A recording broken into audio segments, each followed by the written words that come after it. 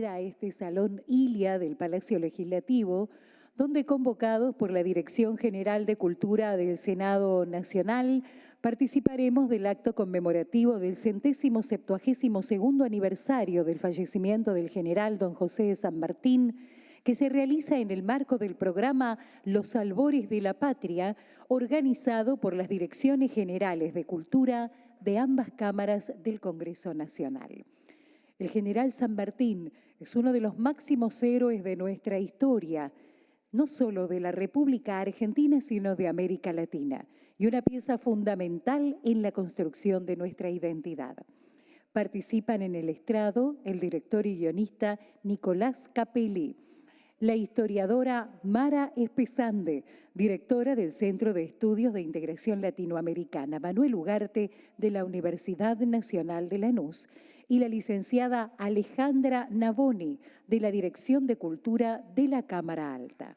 Queremos destacar y agradecer muy especialmente que contamos con la participación del director general de Cultura de la Honorable Cámara de Diputados de la Nación, el señor Ángel Gras, el director de Cultura de la Honorable Cámara de Senadores, el doctor Mariano Bertone, la directora de Cultura y Museo de la Cámara de Diputados, Andrea Barbieri, y el director del Museo Parlamentario, Raúl Fernández.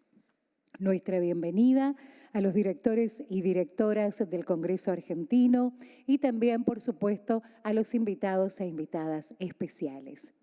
El ciclo Albores de la Patria conmemora las fechas patrias del calendario nacional con eventos multidisciplinarios y es promovido por las direcciones de cultura de las cámaras de diputados y senadores de la Nación. Hoy participaremos de la charla 200 años del encuentro de Guayaquil. Les comentamos que esta charla puede seguirse en vivo y en directo por el canal de YouTube del Senado de la Nación y por la página de Facebook de la Cámara de Diputados. Le damos la palabra a quien es su moderadora, la licenciada Alejandra Navoni, por la Dirección de Cultura de la Cámara de Senadores de la Nación. Licenciada. Bueno, muchas gracias. Bueno, buenas tardes a todos y a todas. Bienvenidos y bienvenidas al Senado, acá al Salón Arturo Illia, en el marco, como bien decía Claudia, del ciclo Los Albores de la Patria, que es este programa que venimos desarrollando desde ambas direcciones de cultura, tanto del Senado como de la Cámara de Diputados, recordando las distintas fechas patrias de nuestro país. Y bueno, es nuestra intención en esta semana, donde se cumplieron 172 años, no lo voy a decir difícil como lo dijo Claudia, del fallecimiento del general José de San Martín, homenajearlo recordando uno de los tantos hechos que lo tuvo como protagonista, y un hecho que fue relevante no solo para la historia argentina, sino para la historia de toda América. Estamos hablando del encuentro en Guayaquil de los dos libertadores de América, San Martín y Simón Bolívar. Y proponemos hacerlo a partir de una obra artística, a partir de una película, que justamente se llama El Encuentro en Guayaquil, del director Nicolás Capelli, que acá nos acompaña, y también junto a la historiadora Mara Espesande, con las cuales vamos a hablar de distintas cuestiones que tienen que ver con ese momento histórico. Y para hacerlo, bueno, les voy a contar un poquito de la película. Esta película está basada en una obra teatral de Pacho O'Donnell, y como bien dije, fue dirigida por Nicolás Capelli, que además fue su guionista junto a Álvaro Arostegui, y cuenta con las actuaciones, entre otros, de Pablo Echarri, de Anderson Ballesteros, Arturo Bonín, Miriam Lanzoni, Eva Dominici, Juan Palomino, Rubén Estela, entre otros tantos. Y bueno, si les parece, para comenzar la charla y ponernos un poquito en situación, vamos a ver el tráiler de la película.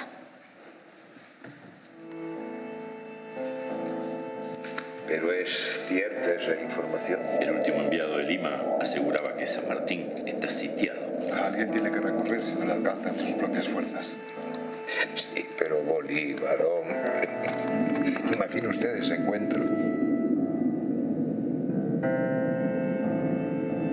Los maturrangos están tomando las entradas del puerto de Lima. No podemos arriesgarnos a perderlo todo. ¿Qué me estás pidiendo?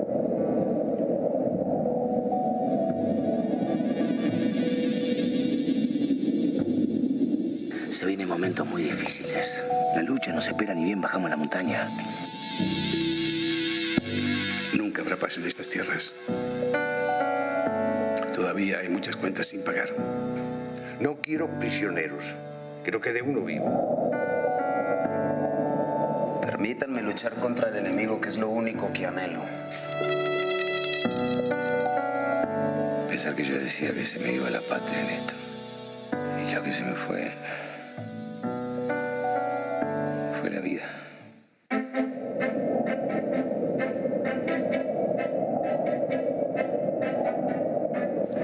No lo hagas. Usted sabe lo que significa esperar. Significa olvidarse de esta campaña.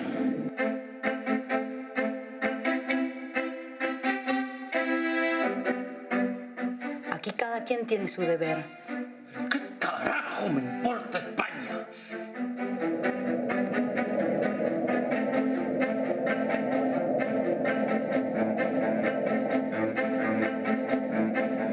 ¡Viva la patria!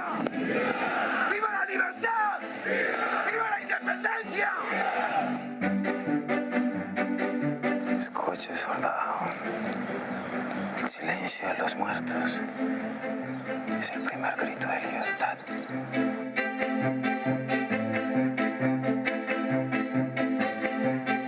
¿Qué quiere, Bolívar?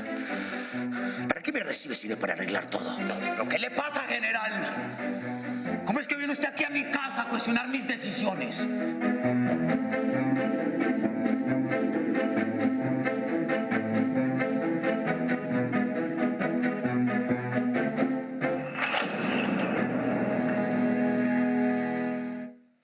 Bueno, ahora sí ya entramos en clima histórico, me parece. Y bueno, y aprovechando el suspenso que nos deja el tráiler y resonando también esa frase que hace el San Martín de Pablo Echarri, que decía que se me iba la patria en esto y se me fue la vida, quiero empezar haciéndole una pregunta a Mara, nuestra historiadora invitada, y preguntarle en qué contexto y cómo llegan ambos libertadores, es decir, San Martín y Bolívar, a este encuentro en Guayaquil y qué significa ese encuentro. Bueno, buenas tardes en primer lugar a todos y todas. Agradecer la invitación y felicitar a Nicolás por esta película. Creo que el cine argentino tiene todavía una deuda, ¿no?, en la producción y en contar nuestra historia, que es una historia tan rica en epopeyas y que tiene una épica tan importante y que sin embargo hay muy pocas pelis que transmiten esta gesta, ¿no?, en este caso la gesta de la revolución, así que felicitarlo y ojalá que haya muchas más de estas pelis. El encuentro en Guayaquil ha sido conocido como el abrazo, ¿no? El abrazo de Guayaquil entre dos grandes hombres, entre San Martín y Bolívar, que eran dos grandes luchadores que traían en sus espaldas años y años de guerra, de enfrentamientos, de compromiso político, de victorias, pero también de derrotas. San Martín había colaborado y había comenzado su campaña desde el Río de la Plata.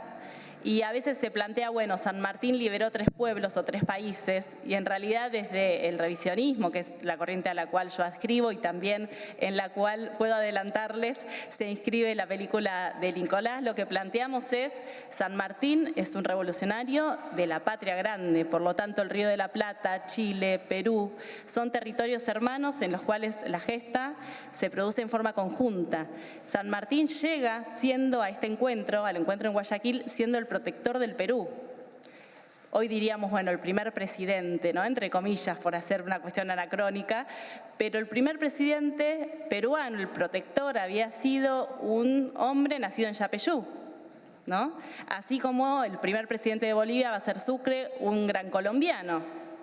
Así como, si comenzamos a ver, aparecen el Río de la Plata, la primera junta, Cornelio Saavedra, nacido en Potosí. Bueno, estas cosas que nos dan claves para comprender la historia en general y en particular este abrazo.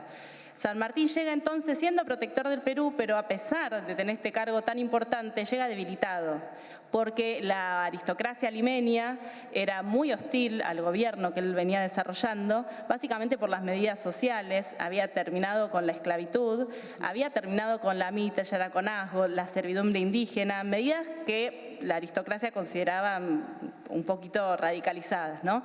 Y por el otro lado se encuentra con Bolívar, llamado el Libertador de la región norte de Sudamérica, donde también aparece lo que hoy es Ecuador, Colombia, Panamá, que estaba incluido, formaba parte de Colombia, Venezuela, y todas esas tierras, con muchos años de lucha, había logrado libertar tomando medidas también como, por ejemplo, la abolición de la esclavitud.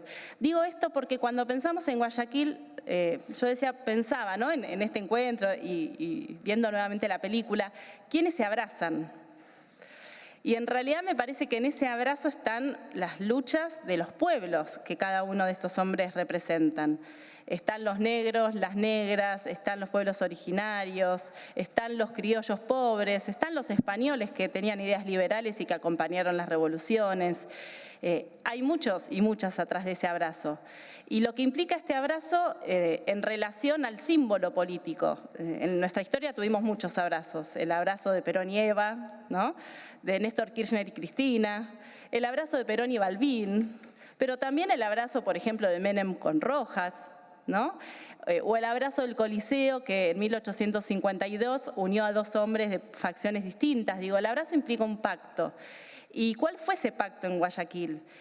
Alrededor de este encuentro se lucubraron muchas teorías, se generó una especie de mito donde se hablaba del secreto, ¿no? No se sabía qué había ocurrido allí. Pensemos que fue un encuentro que se dio en 2 días distintos, 26 y 27, y que duró más o menos 5 horas y media, y que no tuvo testigos presenciales. En esa sala, como bien se refleja en la película, estaban estos dos hombres con sus vidas, con sus historias, con sus tristezas, con sus alegrías, sus ideales.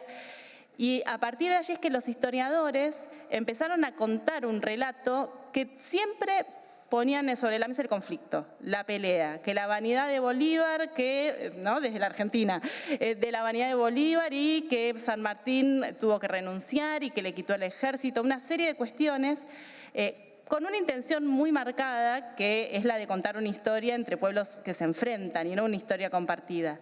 Y creo que, bueno, en este sentido, a partir de historiadores como Norberto Galazo, que les recomiendo este libro que traje, que es tan interesante, y tantos otros, podemos conocer otra historia y otro relato. Y simplemente, bueno, para devolver la palabra, ¿no?, pero hay un hecho que, más allá de que en el 2013 apareció un documento que cambió esta interpretación, porque esas cosas que tiene la historia había quedado perdido en una caja, mal guardado, en el Archivo Nacional de Ecuador, en el Quito, 3 tomos, donde el secretario de Bolívar, Gabriel Pérez, había transcripto y había guardado toda la correspondencia de Bolívar, que 3 días después del encuentro, el 29 de julio, le había enviado una carta a Sucre contándole lo que allí había pasado, 2013, ¿no? Después, si quieren, podemos charlar un poquito más, no me quiero extender ahora, pero digo, para cerrar, en este encuentro, cuando San Martín y Bolívar se encuentran en Guayaquil, tenemos un antecedente previo que había sido unos días antes, el 9 de julio, la firma de un tratado de amistad y unión perpetua entre Perú y Colombia, que había sido suscripto por Monteagudo en nombre de San Martín y Mosquera en nombre de Bolívar.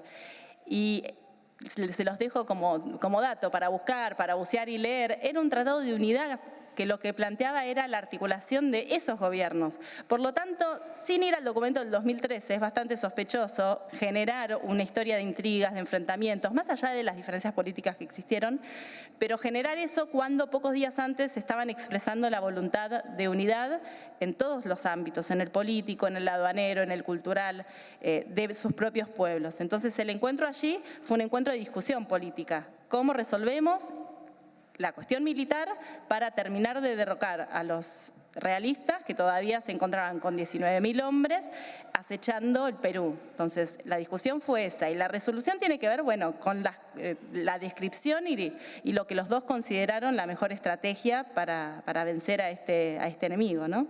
Y bueno, ¿y cuáles fueron los caminos que tomaron ambos a partir de ahí?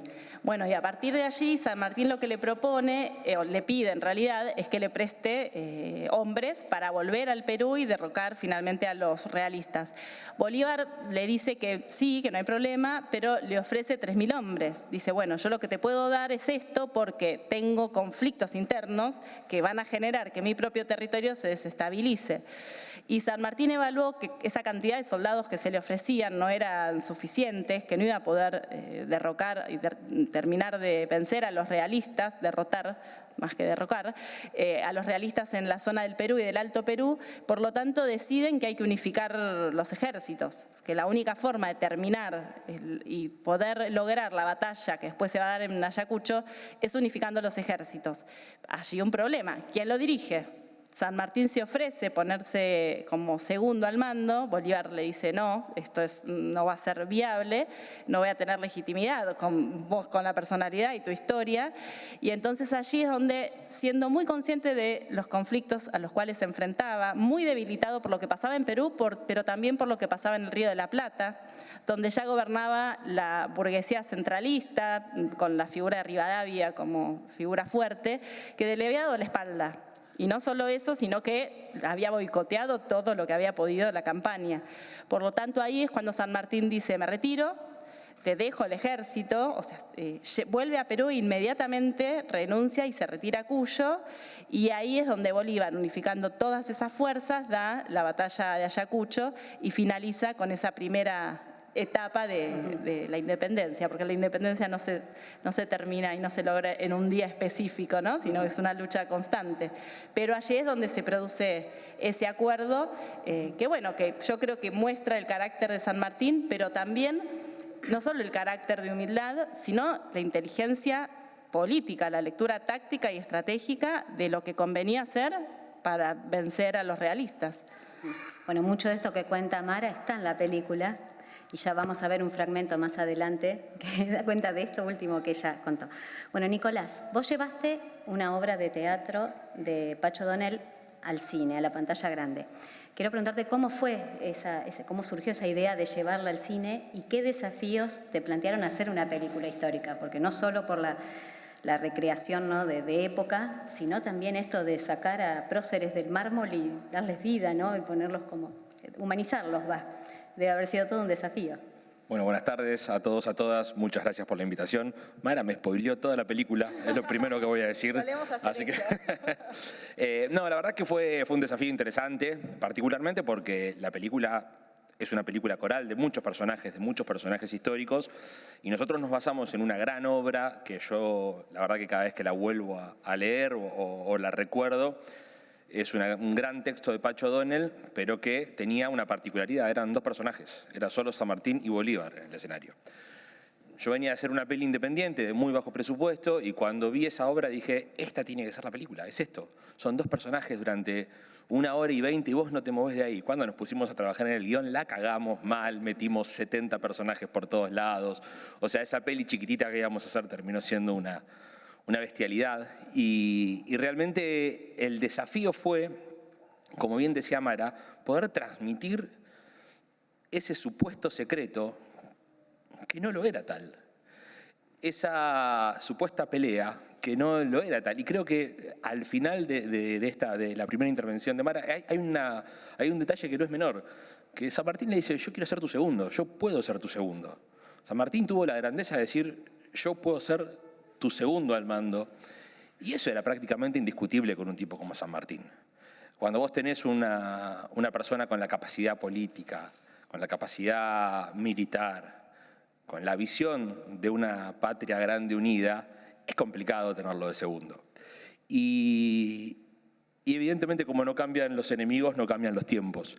Nosotros en ese sentido queríamos empezar a mostrar una película que sabíamos que nos iba a hacer un espejo constante de una realidad nacional, de una realidad latinoamericana, y teníamos que ser los más fieles posibles, y lo que nos tuvimos que hacer es poner a leer. Acá tiene parte de nuestra Biblia, el seamos libres, pero además tuvimos la posibilidad de acceder a muchísima documentación, muchas cartas, había muchísimas cartas que contaban la historia, muchas cartas de San Martín a a amigos, a familiares, muchas cartas de Bolívar, el famoso documento que apareció en el 2013, y todos coincidían en eso, ¿no? Digamos, en algo que Bolívar lo remarca muchas veces, que se había preocupado por el estado de salud que también tenía San Martín en el encuentro. San Martín no hubiese, si uno ve esos textos, logrado avanzar con esa campaña. Y es irónico que San Martín sobrevive más de 30 años ese encuentro y Bolívar a los pocos años muere.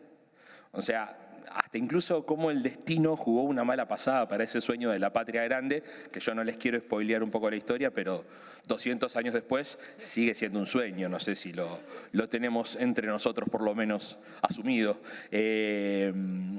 La verdad es que fue un desafío interesante, Mara dice que hay que hacer muchas más películas históricas. Yo no sé si es un desafío que volvería a realizar después de haber perdido años de vida, pero fue un desafío interesante.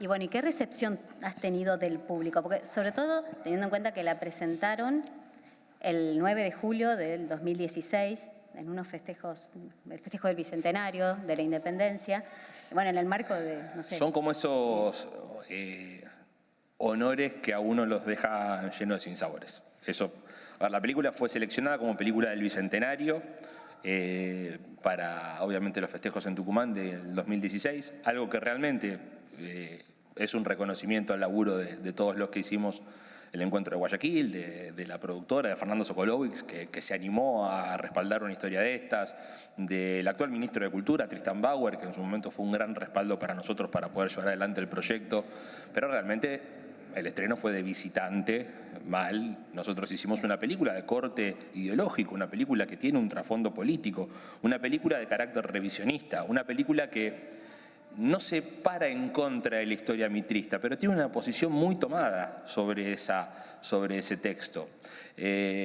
Una película que, como vos decías, buscaba bajar el mármol a estos hombres de la patria grande con un objetivo claro, contrarrestar el por qué se pusieron en un principio en un mármol. A nosotros nos mostraban a San Martín, particularmente a nosotros a San Martín, como un tipo impoluto, un militar perfecto, una persona que no tuvo un traspié, que no tuvo un error, y que probablemente tenga mucho de eso, pero que también debe haber tenido un montón de metidas de pata, que también la debe haber pasado mal un montón de veces. Y la idea de no mostrarlo humano, la idea de mostrarlo como una especie de superhéroe, también nos aleja a cualquiera de nosotros de la posibilidad de decir, hay una patria grande por la que tenemos que pelear. Entonces, nuestra idea era, bueno, reflejemos que esta gente eran personas de carne y hueso con dolores, con sufrimientos, que cuando se le moría una persona lloraba, que se enamoraba, que podía llegar a tener un amor, que podía llegar a tener amantes.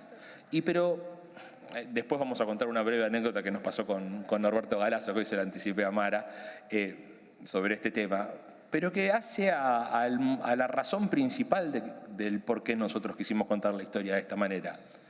Porque al fin y al cabo eran dos hombres. Y la política, las guerras, las liberaciones, las revoluciones, las hacen los hombres y mujeres de a pie. Y ese era tal vez el desafío más grande para nosotros. En ese contexto, 2016, donde, reitero, fue para nosotros un honor que el Instituto, que el Inca haya seleccionado la película como parte de los festejos del Bicentenario, se daba esa dualidad que mientras nosotros teníamos varias funciones de la película a sala llena, en el escenario principal el entonces presidente le pedía perdón al rey de España. Esa dicotomía que nosotros atravesábamos desde lo político hizo que nuestra película tuviese a lo mejor un contexto más de resistencia incluso.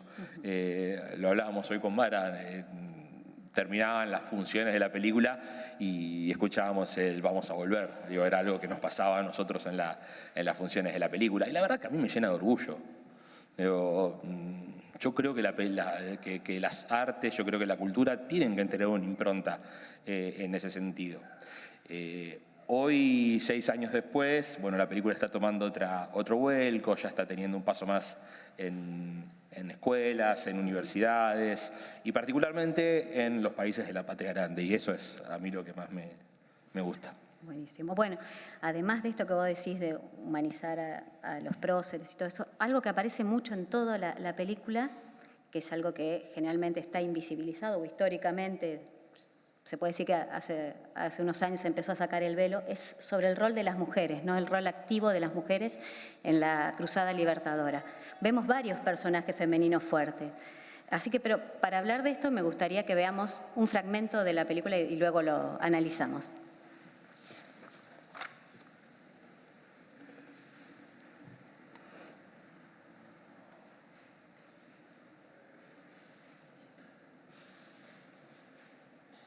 No entiendo, Rosita, qué estamos haciendo acá. Estos últimos días estuve a tu lado sin que me notaras, José. Francamente no entiendo qué es lo que te está pasando. ¿Usted también? No, José. Yo no voy a decirte nada. Solo te pedí que me acompañaras para mostrarte esto. Ya conozco este lugar, Rosa. Fui yo quien cerró estas catacumbas. Yo fui quien descubrió las acciones que se generaban desde ese altar en mi contra, disimuladas en el ruido de los órganos y las campanadas. Ya vi todo lo que tenía que ver de este lugar. Parece que miraste, pero no viste lo más importante. Mira, José. Mira. Tú eres el único que puede cambiar esto. Observa la ignominia que han logrado. Nos arrodillamos ante aquellos que nos han robado, José. Si no logras cambiar el curso de nuestra historia, habrás logrado darle al Perú la independencia, tal vez. Pero no le habrás dado al pueblo lo más importante. La libertad. No entiendo, Rosa.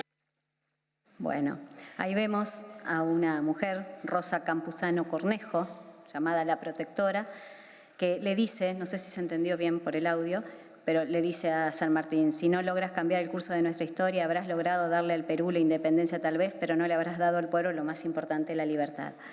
Y bueno, y así como ella, las invito a ver la película y las invito porque aparecen varias mujeres con esos roles, con ideas definidas, mujeres fuertes. Y bueno, y en esto quiero preguntarle a Mara, ¿cómo fue el rol de las mujeres en la Cruzada Libertadora? Bueno, bien, como vos decías, el rol de la mujer ha sido invisibilizado durante mucho tiempo. En las primeras historias nacionales de la segunda mitad del siglo XIX no aparecen las mujeres, salvo aquellas damas, ¿no? Que, por ejemplo, donaron las joyas, como va a rescatar Mitre, para el armado o para colaborar con la fuerza militar para cruzar los Andes, pero aparecen siempre en lugares casi decorativos, en las tertulias, donando las joyas, vinculadas a la tarea de la costura y no mucho más. En los últimos años se ha dado una renovación historiográfica importante, también en el marco de la conquista de nuevos derechos por parte de las mujeres, y hay una revisión donde volvemos a los documentos a mirar otras cosas, ¿no? Y ahí encontramos que durante la etapa de la emancipación en particular, porque siempre las mujeres estamos y estuvimos y ocupamos un rol protagónico, pero en la gesta emancipadora en particular, lo que vamos a observar es que la mujer que venía hasta ese momento ubicada en un lugar relacionado a la vida privada, comienza a intervenir de manera muy fuerte en el campo de la vida pública. Y esto yo creo que está vinculado especialmente por el momento de crisis, cuando una sociedad como la sociedad tradicional, colonial, entra en guerra, todas las estructuras, las tradiciones, las costumbres se ven alteradas. Imaginemos que desde 1810, y si seguimos hasta las guerras civiles, hasta 1880, las últimas batallas que se dieron acá, fuimos una sociedad en guerra permanente, con un nivel y un porcentaje de militarización de la población masculina altísimo, pero también de muchas mujeres. Las mujeres fueron y participaron en el campo de batalla como soldadas, fueron nombradas capitanas, fueron nombradas oficiales, fueron también, como en el caso de Macacha Güemes, nombrada como jefa de los servicios de inteligencia del Ejército de la Vanguardia del Norte, y no solo por ser la hermana de Güemes, sino por ser un cuadro político en sí mismo, ¿no? fueron también fundamentales para la creación de todo el sistema de espionaje. Y aquí a veces encontramos una contradicción, porque cuando vemos el rol de las mujeres, ¿no? Como en las tertulias escuchando, ¿no? Pasando información, algunas compañeras cuando yo algunas charlas sobre este tema me dicen, bueno, pero al final que lo único que hacíamos que era como esto de espiar, como esta cosa de la mujer en el lugar. Y cuando empezás a estudiar esa etapa y aquellas historiadoras que se dedicaron a estudiar muy en detalle, lo que plantean es que la propia mujer y los propios sujetos siempre, subalternos, los sujetos de resistencia, toman sus propias herramientas y las convierten. El rol de la mujer era el servir, el estar atento, el dar alimento, ¿no?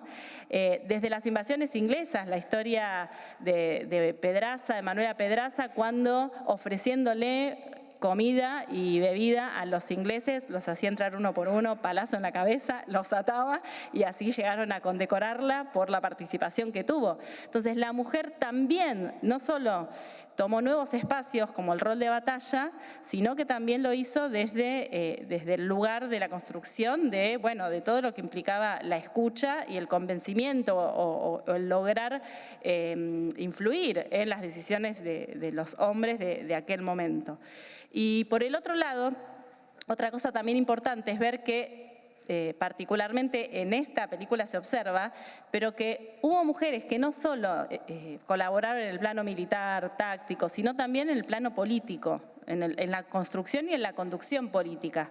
En la película y en la historia ha ocurrido, hay dos mujeres que fueron fundamentales para que se realice el encuentro en Guayaquil. Eran amigas, se habían justamente conocido en el Perú, Rosa Campuzano y Manuela Sáenz. La primera, compañera y amante de San Martín. Pensemos que San Martín estaba casado con todas las de la ley de la época, con Remedios, y cuando llega a Perú comienza un romance con Rosa que es absolutamente hecho público y reconocido, y justamente a Rosa se le llama la protectora. Y como se ve aquí, tiene una postura política muy clara, participa de los debates, participa de las discusiones, y lo hace hasta que San Martín se va. O sea que comparten un año de luchas y es ella quien le presenta a Manuela a San Martín, y a partir de allí se termina de organizar el encuentro en Guayaquil. Por su parte, Manuela va a tener en el tiempo un accionar político temporal mayor, por lo tanto no solo va a ocupar este lugar de dar su opinión política, de operadora política también, ¿no? De generar las reuniones, los encuentros, sino que además va a ir a la batalla, va a ser oficiala junto a Sucre en la batalla de Ayacucho, luego va a volver con Bolívar a la Gran Colombia, lo va a acompañar durante todo su gobierno y va a formar parte del Estado Mayor, o sea, forma parte como secretaria de Archivo General de la estructura de gobierno.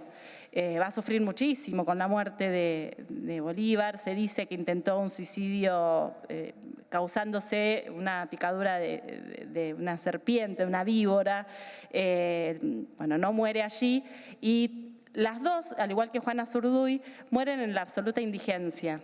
Y esto también es muy duro y María Remedios del Valle también, cuando uno lee las historias de los últimos años, días, son mujeres longevas y que pasaron muchos años en la indigencia y sin ningún tipo de ayuda. Entonces, me parece que el reconocimiento en la película y en la historia y en poder hoy recordarlas, que es justo. Y cuánto tema para otras películas, ¿no? Pero ahí preguntarte cómo fue la incorporación de este tema o de esta visión particular de incluir, visibilizar ese rol femenino.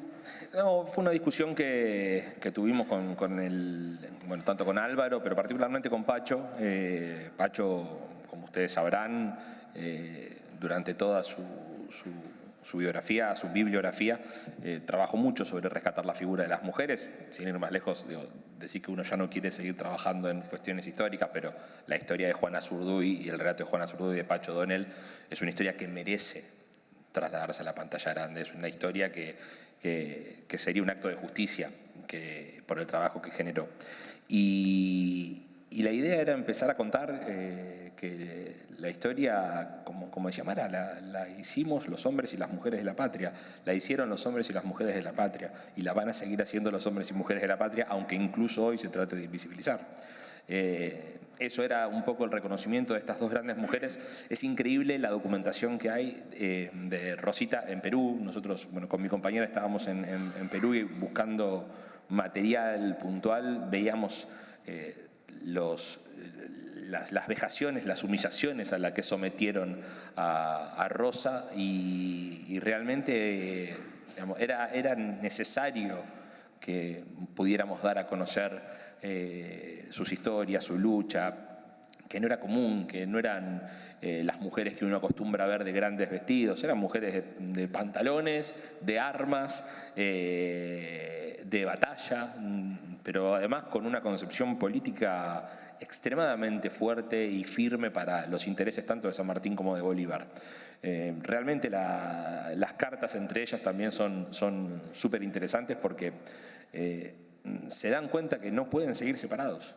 O sea que ese encuentro era obligación. Y bueno, a partir de ahí se hicieron todo lo posible para eso. Pero como están estas dos mujeres, también quisimos contar a las otras mujeres de las vidas de San Martín y de Bolívar. Aquellas que tenían que robar para poder generar los ejércitos, a las que murieron en esa lucha, a quienes acompañaron a San Martín, incluso hasta contra su voluntad. Queríamos contar la historia, queríamos contar la vida de estas personas. Reitero, el objetivo era mostrarlos como seres humanos, no como estatuas. Bien, les cuento algo. Antes de la charla les pedimos a ellos que elijan un fragmento de la película y ambos eligieron el mismo. Y no es casual, porque es una parte muy significativa de la charla entre Bolívar y San Martín, que ya que no vamos a ver la película entera, pero vamos a ver ese fragmento que es muy interesante y después lo charlamos. Anoche estuve pensando y mucho, Simón. Y existen solo dos maneras de acabar con esta guerra. Que mientras más dure, más sangre va a derramar. Y usted lo sabe muy bien. Ya no es necesario. ¿Qué propones entonces? Una manera sería que unamos nuestras fuerzas y acabemos con los realistas de Lima. Usted será jefe, yo su segundo. Obedeceré sus órdenes sin contradecirlas. Tú no puedes ser segundo de nadie. No hay en la tierra mejor militar que tú. Créame que no es ningún deshonor marchar bajo sus órdenes, general. Y sería la más rápida. ¿Pero qué dirían las tropas? Ni las tuyas ni las mías creerían que uno de los dos puede ser segundo al mando. ¿Cuánto puede vivir un tigre de dos cabezas? Que no se vuelva a hablar de eso.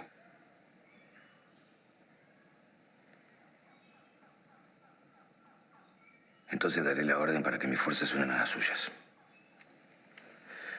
Estás exigiendo demasiado de mí, José.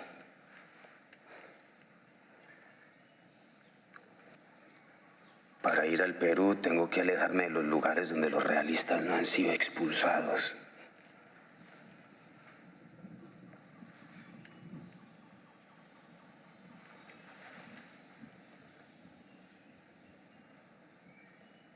¿De verdad piensas que podrá derrotar a Canterac? Piénselo, Simón. Es la única manera de acabar con esto. Vaya con mis granaderos y apodérese del Perú. En Lima mi gente lo aceptará. Yo esté donde esté, lo apoyaré para que la presida. Vitaliciamente si quiere. Esté donde esté. Míreme. Mi salud está quebrada. Hace mucho tiempo que vengo luchando, no solamente en el frente de batalla. Los dolores que siento no me dejan moverme con la libertad que deseo y eso condiciona mucho mi accionar. ¿Qué harás entonces? Descansar. Y tratar de recuperarme si todavía estoy a tiempo.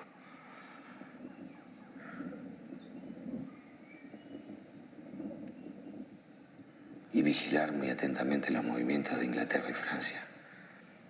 Ellos no tolerarán una alianza tan poderosa en Sudamérica. Se lo aseguro. Eres pesimista. Es la realidad, mi amigo. Anoche, mientras intentaba dormir, recordé todos los hombres que estuvieron conmigo en la campaña, con los que luché, de los que perdí.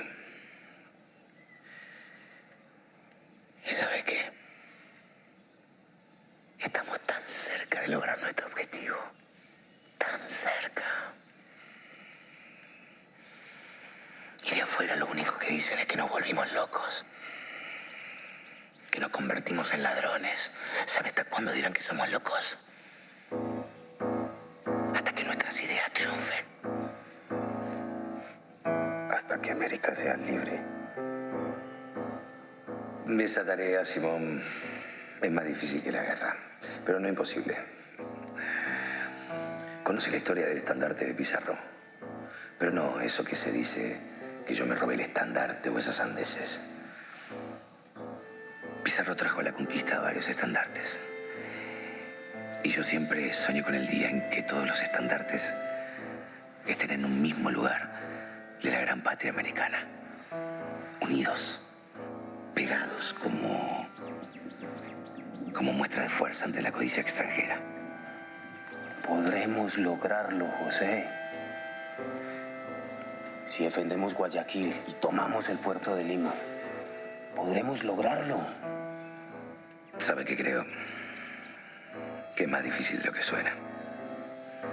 Ganar la batalla será lo primero, pero la libertad es más que la independencia. Bien me lo dijo mi Rosita.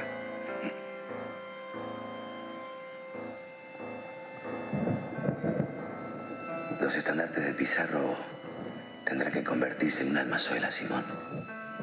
En una colcha que se complete generación tras generación. Si queremos dar abrigo a todos los pueblos de América. Renunciaré a mi cargo de protector del Perú mañana mismo. Prepararé para usted la orden de suprema autoridad. Luego volveré a las Provincias Unidas. Si puedo atravesar Chile sin que me arresten.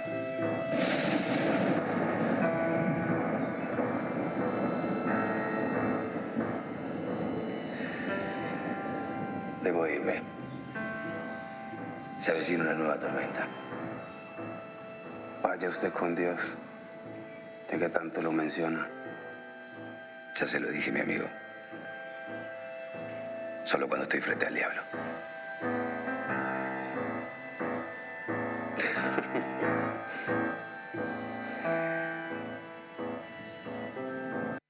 Anoche estuve pensando y mucho, Simón. Bueno, la libertad es más que la independencia, dice San Martín ahí. Y vaya si es así. Bueno, acá la independencia, la libertad, ese sueño, alcanzar ese sueño común de una patria grande unida son los ideales, ¿no?, de lo que hoy estamos conmemorando. Y bueno, en ese sentido quiero dejarles una última pregunta ya como para ir cerrando este encuentro. Y es cómo se puede leer, cómo se puede resignificar ese encuentro, esos ideales hoy, a 200 años, y en el contexto latinoamericano actual, y en ese sentido, cuáles son las deudas y los desafíos que tenemos a futuro. La verdad que la escena da para... ¿Se escucha ahí? Ahí está. La escena da para retomar cada uno de los ejes que se plantearon desde lo histórico. Es una escena que sintetiza, ¿no?, muchos de los debates y después del devenir de ese encuentro. Pero con respecto a esto que preguntabas, voy a aprovechar porque había seleccionado alguna fuente, frases, que bueno, no vamos a leer todo, pero hay una frase de uno de los documentos que me parecía muy interesante para pensarlo desde el hoy, ¿no? Como decía Nicolás, la correspondencia es hermosa para leer, pero les voy a leer una frase del tratado que mencioné. Los tratados en general no son tan entretenidos para leer porque implica, y es el marco jurídico internacional, Pero este tratado que yo les mencionaba, firmado por Monteagudo y por Mosquera, en su artículo 4 decía, luego de plantear la unidad política, ¿no?, la unión aduanera, etcétera, planteaba, los colombianos serán tenidos en el Perú por peruanos y estos en la República de Colombia por colombianos. Y me parecía que una frase tan sencilla tiene tanta vigencia y tiene tanta humanidad. Los peruanos en Colombia serán colombianos y los colombianos en Perú serán peruanos. Si uno tendría que sintetizar cuál era el sueño de estos hombres y de estas mujeres, yo creo que en esa frase, ese artículo perdido, el artículo número 4 de un tratado que no aparece casi en ningún libro de historia, pero que sin embargo es el primer antecedente de lo que después van a ser los intentos de organizaciones y de uniones continentales como la UNASUR, como el Mercosur, como la CELAC, porque en realidad cuando se unía la Gran Colombia y Perú, estaban articulándose todos los países que mencioné antes. Y este sueño, además, Bolívar no lo abandona cuando concluye las campañas militares, sino que lo primero que hace es convocar al Congreso de Panamá, donde llama a todas las provincias independientes a mandar sus representantes con el objetivo de formar los Estados Unidos del Sur. Bolívar y San Martín eso lo tenían clarísimo. Debatían, discutían, había un tema central entre ellos de discordia o de diferencia, que era la forma de gobierno, ¿no? Bolívar consideraba que era necesario sostener una república y San Martín tenía ideas monárquicas. En el Congreso de Tucumán, cuando se declara la independencia de las Provincias Unidas del Sur, San Martín había apoyado el proyecto de Manuel Belgrano, que lo que quería era coronar a un inca como rey. Este es un proyecto, es un tema que a mí me apasiona, porque si hay temas silenciados en nuestra historia, uno es este, y o no se conoce o aparece como una locura de Belgrano y no se entiende bien cómo y por qué hace referencia a esto. No sé si observaron que en el traje de San Martín se ve un sol, ¿no?, de la Orden justamente del Sol. Bueno, tanto Rosa como Manuel habían sido nombradas caballeresas de esa orden. San Martín había apoyado la idea de Belgrano y existían varios candidatos que eran descendientes de la casa de los incas con posibilidades de asumir. E inclusive San Martín, convencido de sus ideas monárquicas, había esbozado la idea de buscar algún príncipe europeo. ¿Pero por qué? Porque se estaba observando que en Europa era la etapa de monarquizarlo todo, como decía Belgrano, la restauración, ¿sí?, después de la derrota de Napoleón. Por lo tanto, había una búsqueda de legitimidad hacia afuera y por el otro lado una conciencia de que se necesitaba un poder centralizado. Y eso Bolívar también lo veía, porque si bien era republicano, había planteado la presidencia vitalicia, o sea que ahí había puntos de encuentro. Más allá de esta cuestión monárquica, obviamente no estoy hablando de una monarquía absoluta, estoy hablando de una monarquía constitucional, atemperada, como se llamaba en ese momento, donde el monarca sea, bueno, un elemento más en un conjunto de fuerzas constitucionales, ¿no? Pero más allá de estas diferencias, ambos consideraban la importancia de la federación y de la conformación de la unidad. Y ahí aparece la amenaza latente de Francia e Inglaterra, que muy bien la ve San Martín y también Bolívar, y Bolívar agrega además la amenaza de Estados Unidos. En un primer momento Bolívar había pensado Guayaquil como un punto central para funcionar como capital, pero luego cuando piensa de México para el sur, para reconstruir la antigua Hispanoamérica, piensa como posible capital Panamá. Y allí es donde convoca este congreso, que finalmente es boicoteado por estas burguesías comerciales, como los Rivadavia del resto de los países, ¿no? Para ser más rápido y ya compartir la palabra con Nicolás. Pero ahí es donde ese proyecto, digamos, fracasa o se pierde la primera batalla de una larga guerra. Y esto de cuál es la actualidad. Manuel Ugarte, que así se nomina el centro que dirijo, pero Manuel Ugarte era un gran pensador, un argentino silenciado, que planteaba que sin la reconstrucción de la nación latinoamericana desmembrada, Ugarte decía, nuestra nación no son las naciones construidas en la segunda mitad del siglo XIX, sino que es la nación que hizo la revolución, es la nación americana, que sin esa reconstrucción es imposible el ejercicio de soberanía. Y eso tiene mucha vigencia. Lo vio Perón después cuando planteó el ABC y la necesidad de la Unión Argentina-Brasil-Chile. Perón lo conocía Ugarte, lo había nombrado embajador, lo había leído, y esta teoría de la soberanía incompleta es central para pensar desde la defensa, desde el desarrollo industrial, desde aumentar el mercado de consumo, desde un montón de cuestiones que hoy se encuentran absolutamente pendientes. Lo que pasa es que cuando se habla de la unidad, se suele plantear en el campo del sueño. Yo creo que es un sueño, porque es un horizonte, es una utopía y nos genera mística, además. Pero también es un proyecto estratégico, porque si no lo pensamos como proyecto estratégico, no es realizable. Y si volvemos a las palabras de Ugarte, lejos de ser una utopía, es una urgencia y debería ser una prioridad. Porque sin soberanía, sabemos, los argentinos y las argentinas y todos los países de los pueblos de América Latina, que no se puede generar una independencia absoluta, definitiva. Por lo tanto, hay una gran deuda pendiente que yo creo que es necesario volver a revisar, inclusive los procesos de unidad del siglo XXI, que fueron muy importantes, la UNASUR, la CELAC, pero que cuando vinieron y asumieron gobiernos adversos hubo un retroceso muy rápido. Entonces ahí es donde tiene que estar la pregunta de qué pasa con los pueblos, en qué medida los pueblos y lo que nos toca a nosotros como argentinos y argentinas nos sentimos latinoamericanos, latinoamericanas, y en la medida en que nos sintamos parte de, vamos a buscar la defensa de. Y para terminar solamente, para ver la vigencia y la presencia de todo esto, hace muy pocos días asumió Petro y Francia Márquez en la presidencia y la vicepresidencia de Colombia. Y allí se llamó a la espada de Bolívar y se le expuso. Después de unos debates, ¿sí?, que si iba la espada, que si no iba, que si podía, que si... Y Petro dijo, acá el acto de asunción tiene que ser con la espada de Bolívar. Entonces, hoy tiene una vigencia absoluta y existe una nueva posibilidad, creo yo, de que diversos gobiernos de la región están con la convicción, con este sueño de la unidad. Creo que hay que ponerle proyecto, programa, para que esto se pueda empezar a concretar. Yo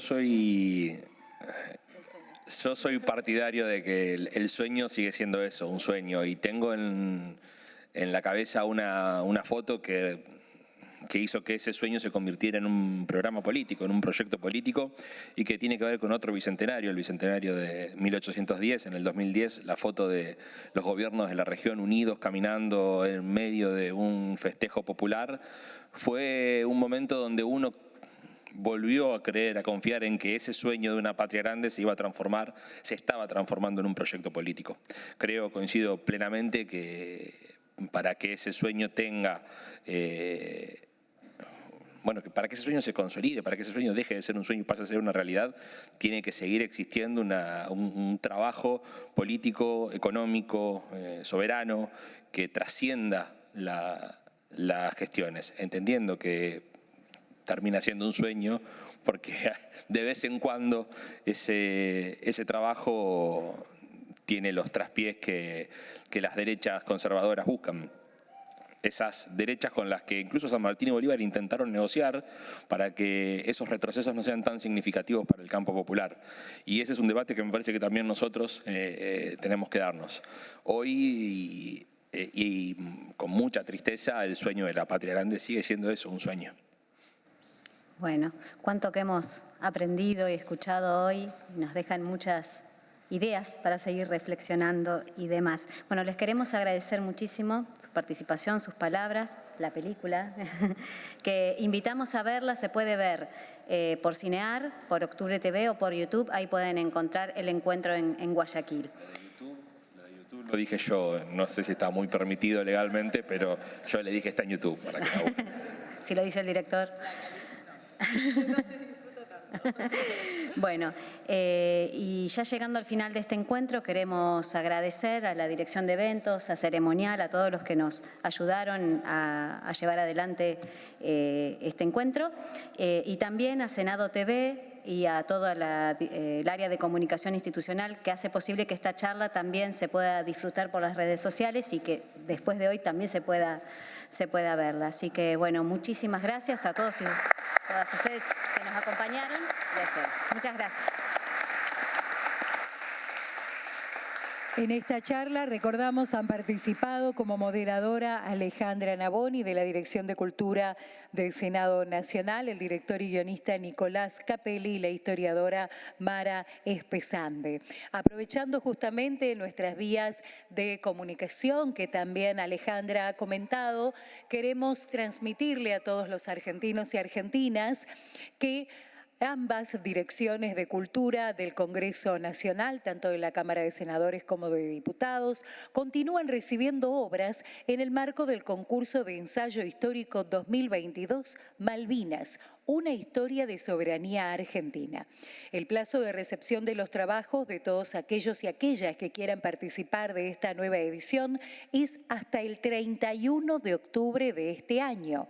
Las obras que resulten premiadas se publicarán y pasarán a formar parte de la Biblioteca del Congreso de la Nación.